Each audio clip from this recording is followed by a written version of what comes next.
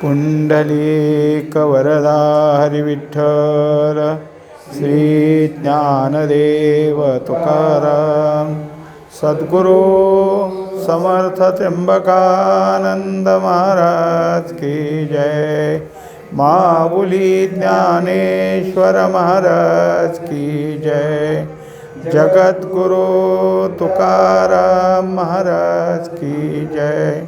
श्री गुरुदेव दत्त।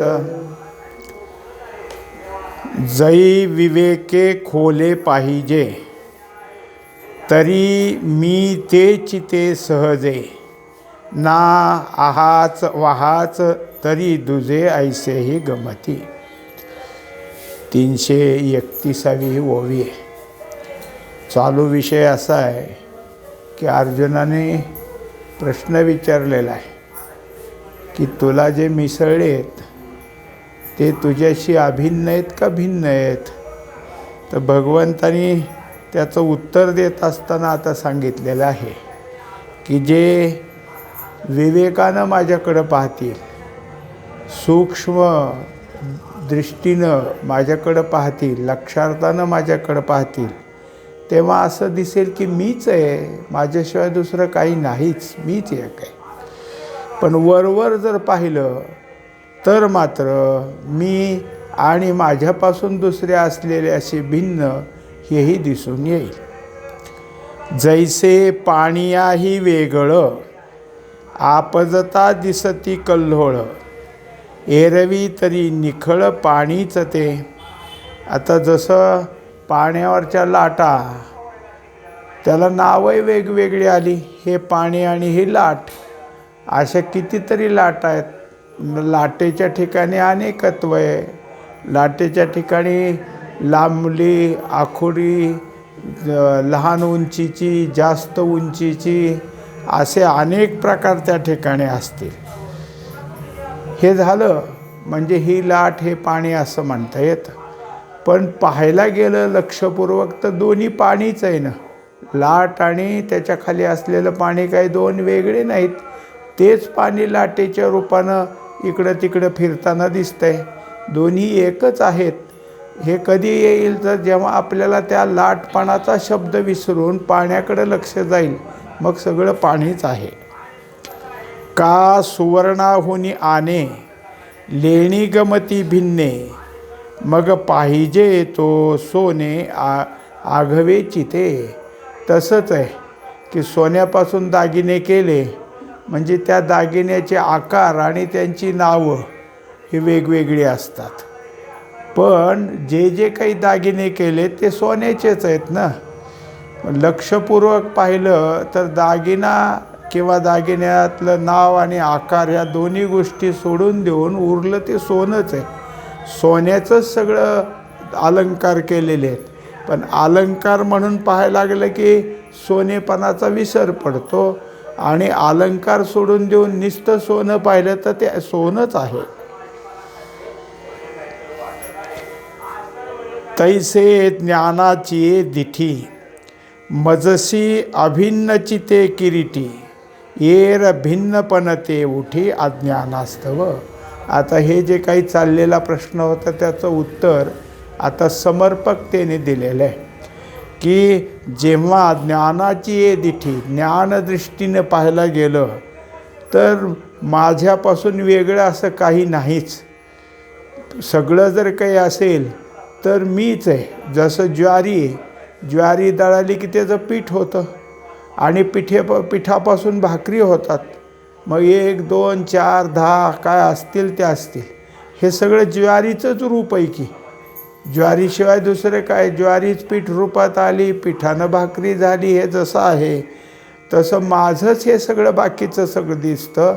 हे म्हणजेच माझं जे आहे ते ज्ञानदृष्टीने पाहिलं तर अभिन्नत्वच आहे. पण अज्ञानाने पाहिलं की मग भिन्न भिन्न दिसेल. मग सगळं माझ्याहून भिन्न आहे हे लक्षात येईल. आणि साचोकारेन वस्तू विचारे, कैचे मज एकाशी दुसरे, भिन्नाभिन्न व्यवहारे उमसिजेल. जेव्हा आत्मज्ञानानं पाहशील किंवा वस्तुस्थितीनं पाहिलं जाईल त्यावेळेस मी एकच वस्तू आहे हे लक्षात येईल.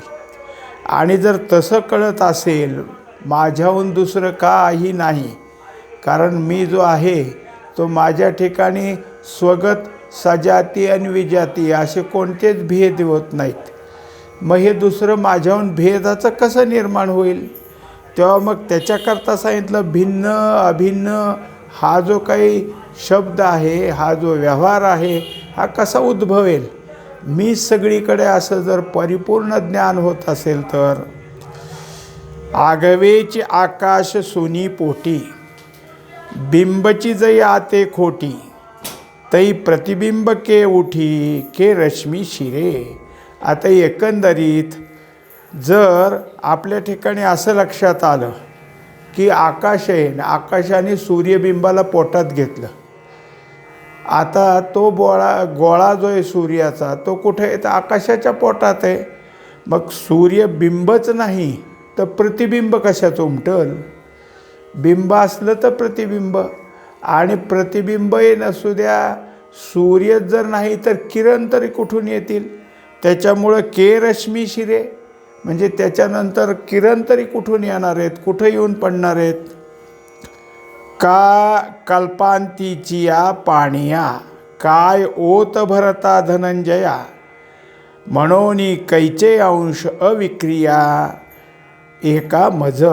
आता त्याप्रमाणे जेव्हा कल्पांत होतो, प्रळयकाळ असतो आणि प्रळयकाळातलं पाणीच पाणी, कुठंही अशी जागा रिकामी नाही, सगळीकडं पाणीच पाणी आहे. तर मग ह्या पाण्यामध्ये इकडचा ओघ तिकडचा ओघ असं म्हणायचं काय कारण आहे? असे कुठले वेगवेगळी ठिकाणंसुद्धा दाखवायला तिथं कुठं काय आहे? सगळं जर काही असेल तर जसं आता समुद्र असतो आणि समुद्राला जे मिळणारी नदी ओढे असे जे समुद्राच्या आसपासचे खोलगट भाग असतात तिकडं समुद्राचं पाणी आत शिरलं म्हणजे त्याला खाडी म्हणतात. ही खाडी अमकी ही तमकी. आता सगळंच कल्पांतीचं पाणी तर कुठं वेगवेगळं पण राहिलं? कुठंच काही राहत नाही. हे जसं आहे तसं आता एक अत्यंत महत्त्वाची गोष्ट की मी परिपूर्ण असल्यामुळं माझ्या ठिकाणी अंश कुठे आहे? हे माझं हे असं अंशांशी भाव माझ्या ठिकाणी लागत नाही. परी ओघाचेनी मेळे पाणी उजू का परी वाकुडे जाहले परी जुजेपण आले आले तोय बघे. एकंदरीत काय आहे?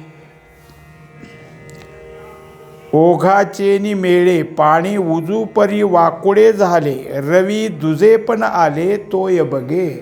आता त्याला दोन उदाहरणं इथं दिली की एखादी नदी वाहत असते तेव्हा त्या नदीच्या ठिकाणी पात्र कसं असेल तसं आहे. ते जर पात्र वळण घेत असेल तर पाण्याचा प्रवाहही वळणाने जातो. दुसरीकडे जात असेल तसं, किंवा सरळ असला तर सरळ. पण पाण्याच्या प्रवाहाला त्या असलेल्या काय आहे की नदीच्या पात्राने त्याला केलं. पाणी आपलं असं आहे तसंच आहे, त्याला वाकडं का सरळ हे दोन्ही शब्द लागू पडत नाहीत. आणि सूर्य एकच आहे, पण खालच्या पाण्यात प्रतिबिंब पडलं की हे एक आणि ते एक असं दुजं पण येतं. पण हे दुजं पण कोणामुळं आलं? तो ये बघे पाणी आहे म्हणून.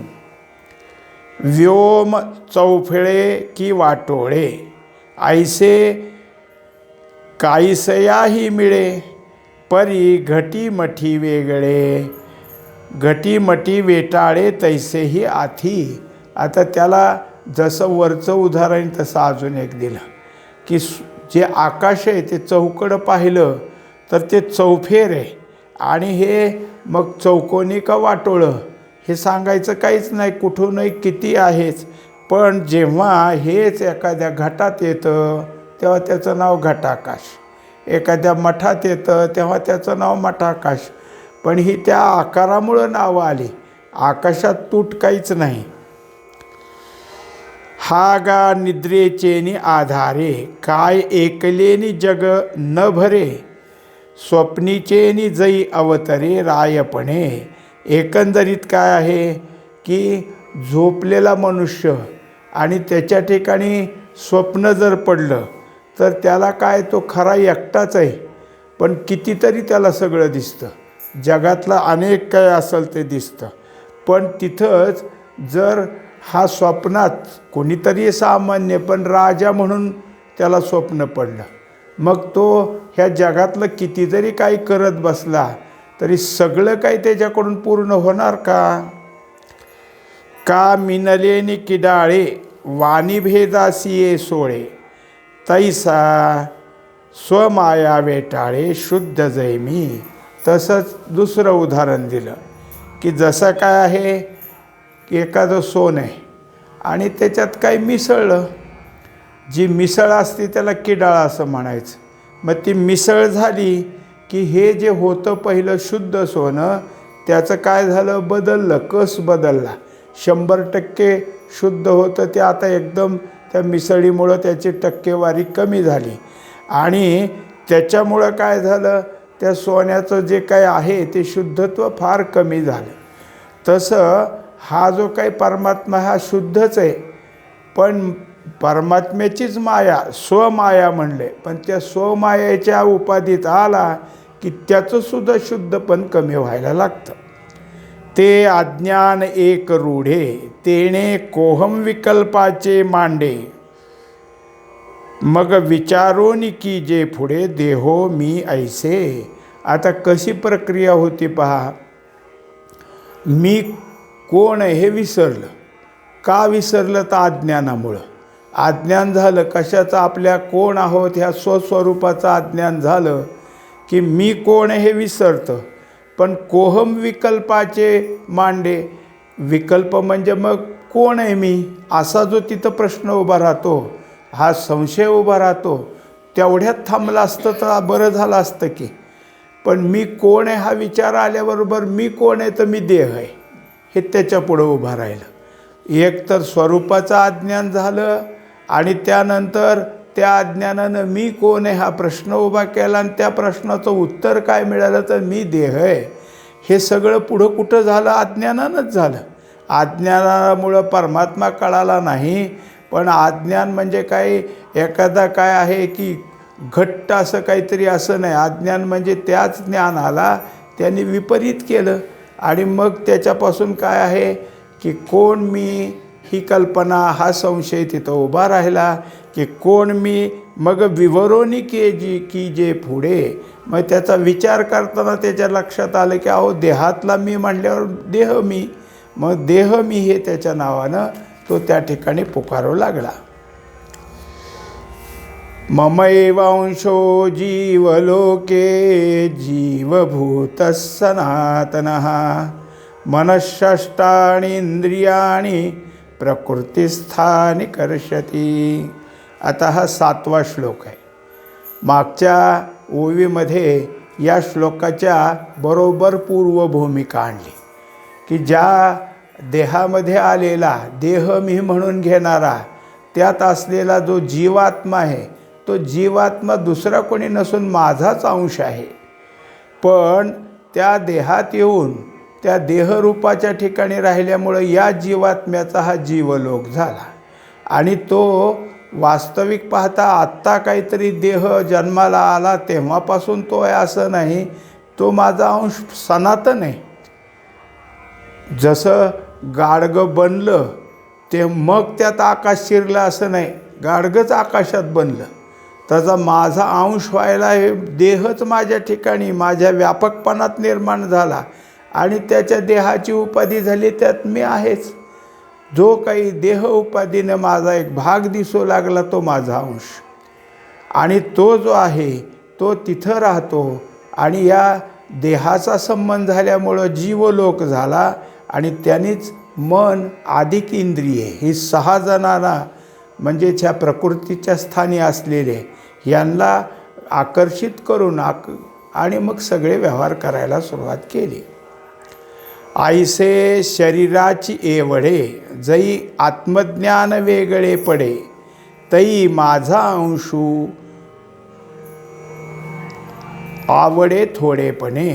आता त्याच्यात काय आहे की या शरीराच्या ठिकाणी जेवढं काही आत्मतत्व हे आलेलं आहे आणि ते त्या शरीर उपाधीमुळं वेगळं झालं. तेवढं राहिलं असं नाही, तर त्याच्या ठिकाणी अशी एक निर्मिती झाली की शरीराला धरून मी असं म्हणायला सुरुवात केली, म्हणून ते थोडेपणे. आता शरीरात व्यापक परमात्म्याचाच भाग आला आहे, पण शरीरा एवढंच पाहत असल्यामुळं त्याच्या ठिकाणी मी एवढाच, म्हणून मी हे त्या ठिकाणचं उभं राहिलं. समुद्र का वायू वशे तरंगाकार उल्हासे, तो समुद्रांशू ऐसा दिसे सानिवा जेवी. आता त्याच्यासाठी आपल्याला लक्षात येण्याचं काही उदाहरण असं दिलं की समुद्र आहे, वारा सुटला म्हणजे त्यावर लाटा येतात आणि लाट फिरायला लागली म्हणजे समुद्राचाच भाग आहे, पण तो समुद्राचा भाग नसून लाट आहे. हे जे आमचं त्याच्या ठिकाणचं लाट ह्या शब्दाचा जो त्याच्यावर आम्ही अपवाद केला किंवा त्याला म्हणू लागलो, मग लाट असू द्या म्हणले, तुम्ही म्हणताना ह्याला लाट, पण आम्ही म्हणतो हे समुद्राचाच अंश आहे.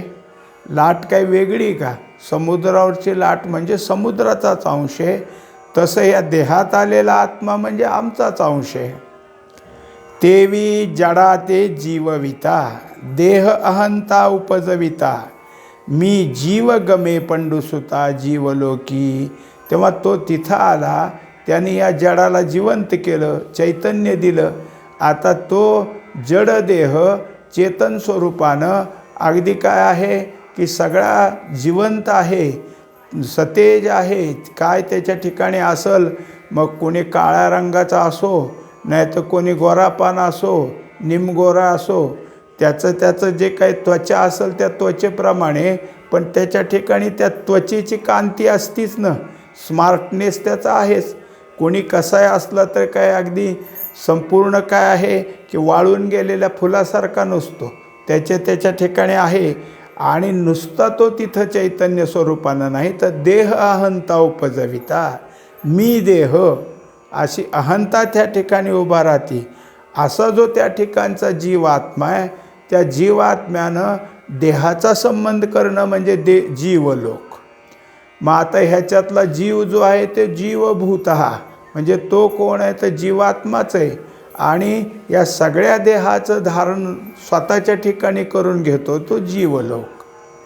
पै जीवाचिया बोधा गोचरू जो हा धांदा, तो जीवलोक शब्दा अभिप्रावो. एकंदरीत जीवाच्या ठिकाणी जीव आपला जर काही देहाशी संबंध करून घेऊन जे काही देहाकडून करत असतो, जे त्याच्या ठिकाणी पाहणं असेल, ऐकणं असेल, वास घेणं असेल, जिभेने चाखणं असेल, स्पर्श असेल, असं काही जरी असलं तर जे काही त्याचं होत असतं ते होणं ह्याचं नाव जीवलोक, असं माझं मत आहे. म्हणजे जीवलोक शब्दा अभिप्रावो असं माझं मत आहे. भगवंत सांगतात की हा देहाला धरून मी जो काही उठला आहे आणि त्याचा जो देहाच्या मधून जो व्यवहार होऊ लागला हा जीवलोक आहे. पण हा जीवलोक कोणामुळे? तर आत असलेल्या जीवात्म्यामुळे. जीवात्मा देहाच्या संबंधानं देह अहंता घेऊन आपलं जे काही उपजीविकेचं काही करत असेल ते किंवा कर्तृत्व भोक्तृत्व करत असेल ते सगळं त्याचं जीवलोक आहे. आगा उपजने निमणे हे साचची जे का मानणे, तो जीवलोको मी म्हणे संसारू हन. एकंदरीत या देहाला धरून आपलं जे काय असेल, आता आपला देह आला एकदा आईच्या पोटातून बाहेर, किती तारीख झाली आपल्या जन्माची, आला जन्माला लागले सगळं म्हणायला. आणि ज्यावेळेस ह्या देहातनं प्राण निघून जातो त्यावेळेस म्हणायला लागले गेला. म्हणजे हे जीव म्हणजेच परमात्म्याचा अंश त्याच्या ठिकाणी आला की देहाला सजीवता येते आणि मग आला म्हणतात. आणि यातला हा अंश निघून गेला की तोच देह प्रेतरूप पडला की नाही गेला, असं जे काही शब्द येतो हे आला गेला ज्याच्यामुळं कळतं तो जीवलोक आहे. एरवी काय आता जसं काय असतं की काही माणसं आहेत आणि त्यांना वाऱ्याची काही गरज आहे, काही उफणणी चालली म्हणा, काही असलं तर लांबून झाड हललेलं दिसलं की आलं वारा, कारण तिकडची झाडं हालायला लागलीत आणि मग तो जवळ आला की त्याची झुळूक लागायला लागली की ह्याला असेल ते काम चालू होतं. तसं देहाची हालचाल सुरू होणं म्हणजे आला म्हणणं आणि देहाची हालचाल कायमची बंद पडणं म्हणजे तशी झोपीत बंद पडते, मग तसे नाही, कायमची बंद पडणं म्हणजे मग काय आहे तर ह्याला गेला असं म्हटलं जातं. हेच त्याचं काय जीवलोकपणा आहे.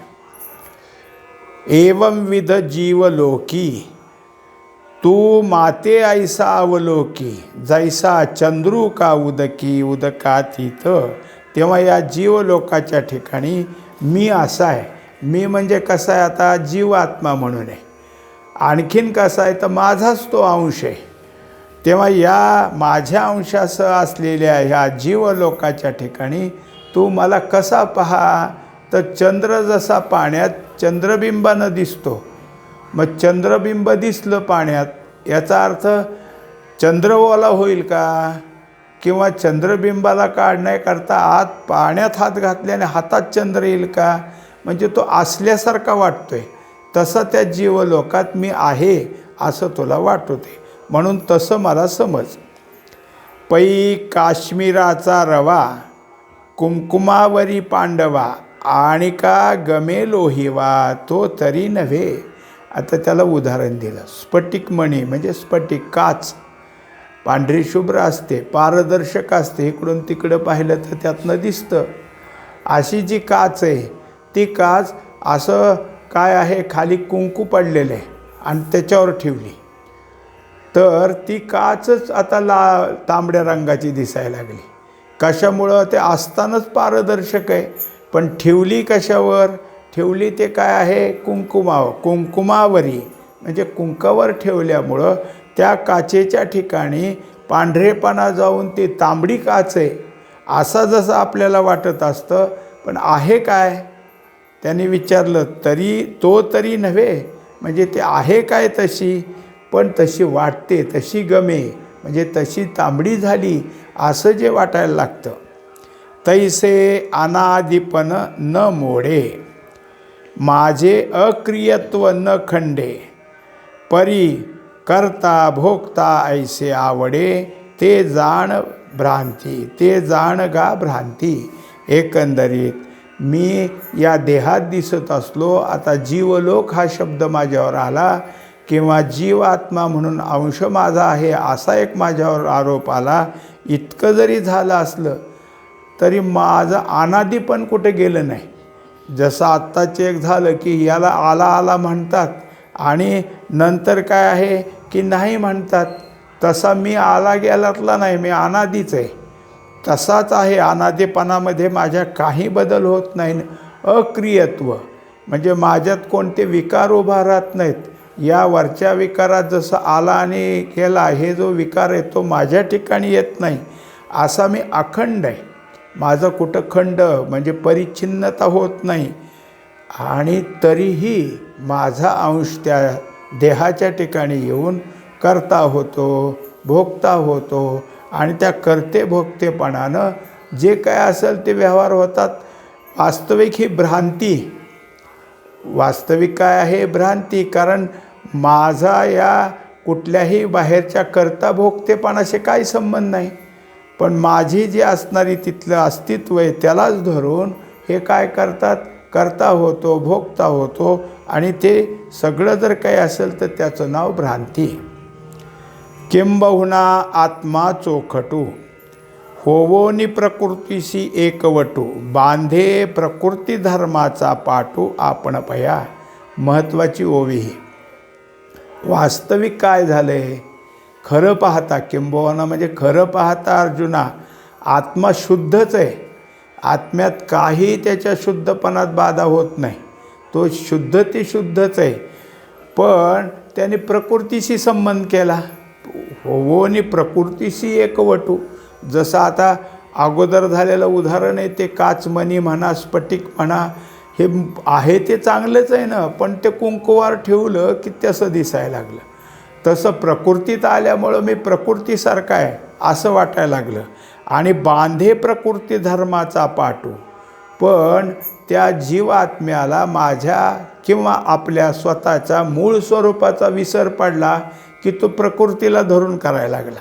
आता प्रकृतीशी त्याने संबंध बांधला. बांधे प्रकृती धर्माचा पाठू. प्रकृतीचा धर्म काय? प्रकृतीचा धर्म जसा असेल तसा. प्रकृती तर बालवयात असेल तर मी बालक म्हणेल, ते तरुण वयात आली तर मी तरुण म्हणेल, ती म्हातारी झाली तर मी म्हातारी असं म्हणेल. जे काय असेल ते. मग पुरुषाच्या ठिकाणी असेल तर मी पुरुष आहे, स्त्रीच्या ठिकाणी असेल तर मी स्त्री आहे. काय अजून त्याच्यात जे जे काय प्रकृतीचे धर्म असतील ते सगळे स्वतःच्या ठिकाणी लावून घेतले आणि मग त्याच्या ठिकाणी त्या प्रकारानं मग त्याचं नाव पाडायला लागलं. मग प्रकृतीचा जसा धर्म असेल तिथं. पण मूळ कसा होता? किंबहुना आत्मा चोखटू. हे शुद्धच आहे, फक्त हेच त्याच्या ठिकाणी होत होत गेलं. म्हणून या शुद्ध आत्म्याच्या ठिकाणी जीवपणा आला आणि त्या जीवपणानं प्रकृतीचा संबंध धरला. हेच त्याचं काय आहे? भिन्न होणे. भिन्न कसं झालं ह्याचं उत्तर आता चाललं आहे. वास्तविक असताना माझाच अंश आहे, पण हे भिन्नत्व कुठून आलं? तर प्रकृती धर्म आपल्या ठिकाणी स्वीकारला आणि प्रकृती धर्माचा पाठू म्हणजे प्रकृती धर्माबद्दल बरोबरचं जे आपला संबंध आहे त्या संबंधाला धरून घेतला आणि त्या संबंधात आपणच तसे आहोत, आपणच त्या प्रकृतीसारखे आहोत असं स्वतःच्या ठिकाणी काय आहे समज करून घेतला की मग त्या आत्म्याच्या ठिकाणचा जीवपणात परिणाम झाला किंवा त्याचं नाव जीव. आणि त्या जीवानं त्या देहाबरोबर जे काही व्यवहार चालू केले ते जीवलोक.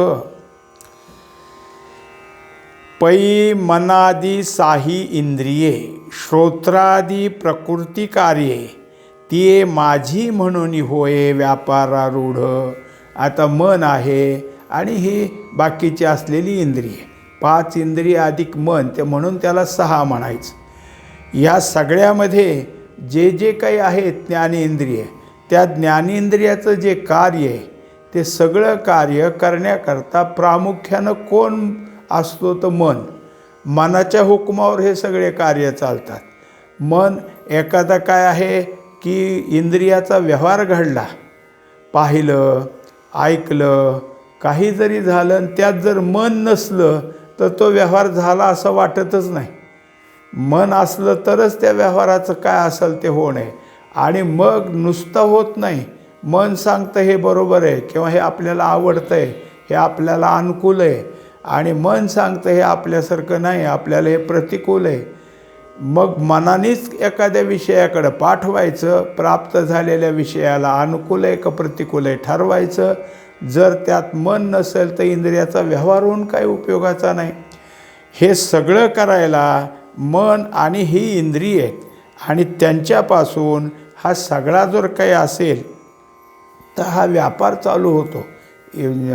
शरीराचा अनेक प्रकारचा व्यापार चालू होतो. त्यात हा जीव गुंतून गेलेला आहे. पुंडलिक वरदा हरी विठ्ठल श्री ज्ञानदेव तुकाराम सद्गुरु समर्थ त्र्यंबकानंद महाराज की जय. माऊली ज्ञानेश्वर महाराज की जय. जगद्गुरु तुकाराम महाराज की जय.